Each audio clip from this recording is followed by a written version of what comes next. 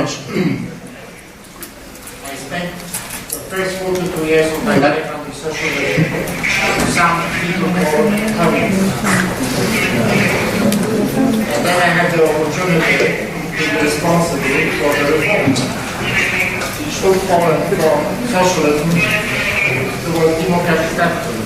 And I would like to share with you some experiences, not only personal, but also based on massive research that has been done on the transition. Should I repeat it? So let me first say, what was socialism or communism? The essence of this system was a total dominance of political power over society, which meant that individual freedoms were sharply reduced. Private ownership was banned. Market transactions were eliminated by central planning. Money was not convertible. There was a censorship. Travel was restricted, etc., etc. All the classical freedoms were banned. And if somebody wanted to use these freedoms, he was declared a criminal. So a special category of crimes was introduced under socialism, which were crimes against socialism. Now, to have such a system, you need a special system of organizations, a special police, including political police. But also, since enterprises could not compete, they were grouped in special associations, so they were monopoly associations. A huge apparatus of the state was very specific for socialism. Another feature of the system was the pretty extended welfare state or social state. Social spending, this was a more pleasant side. But this socialist welfare state was based on a weak and weaker and weaker economic foundation, so it could not be sustained. Now, and there's a lot of data which confirms that. I will show you some simple comparisons of countries, Poland and Spain. As you can see, in 1950, these two countries had the same per capita level. But look, in 1990, Poland had only 42% of Spanish per capita income because Poland has socialism, while Spain has not very perfect, but still capitalism. The same comparison goes more or less for Hungary and Austria. 1950, Hungary has 67% of Austrian per capita income, 1990 only 38%. The most extreme differences have appeared between the two Koreas. Remember, North Korea is the extreme kind of socialism. South Korea is a very successful capitalistic economy. These two countries have the same per capita income in 1950. In 2003, North Korea had only 7% of South Korean per capita income, and million people have died in North Korea from hunger. Now, you might be interested in this comparison, Cuba and Chile, and they will give you some more illustrations. But just to mention that in 1950, Cuba had 56% of per capita income of Chile, in 2003, only 23%. China. Everybody is impressed by Chinese economic growth. Yes? But in China, you have clearly two phases. This is the Maoist phase, Maoist socialism.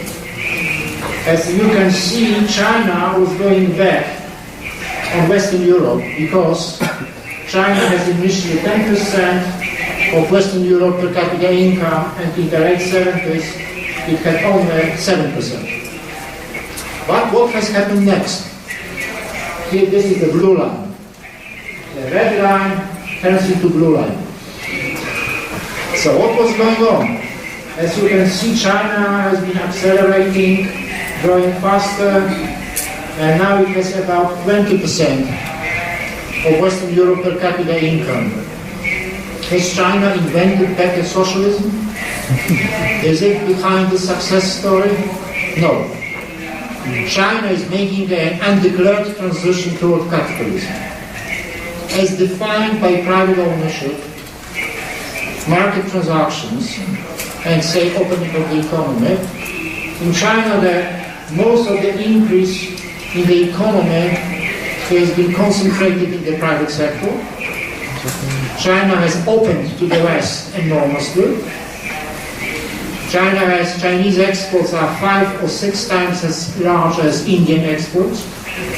And China has attracted a lot of Western FDIs, foreign direct investment, including American ones. I tell you an anecdote.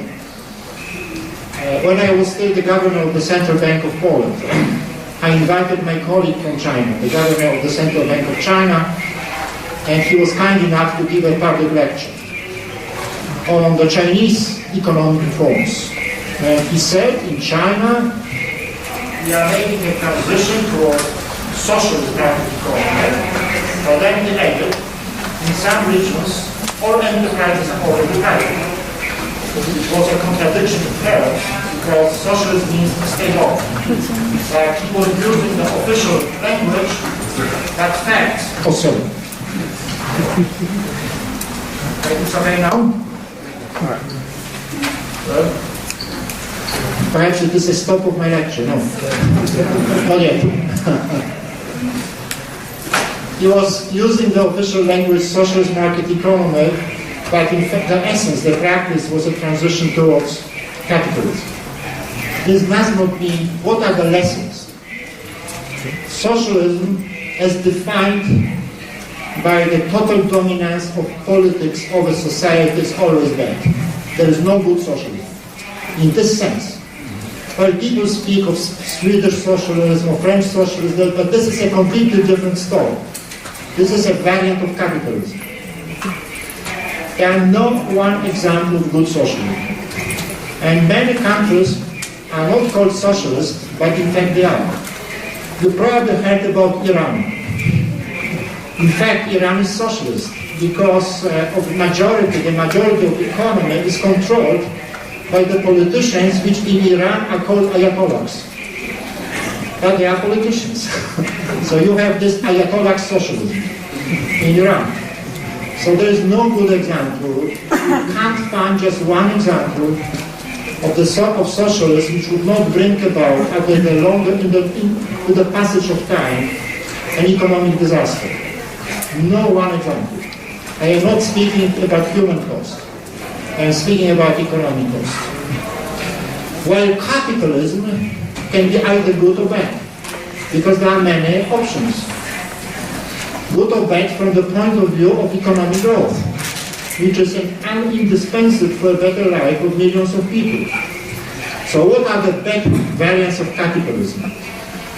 Fiscal irresponsibility, like in many Latin American countries, at least in the past, boom and bust, catastrophic policies which have produced large decline in GDP. I give you another example. Mexico and Spain.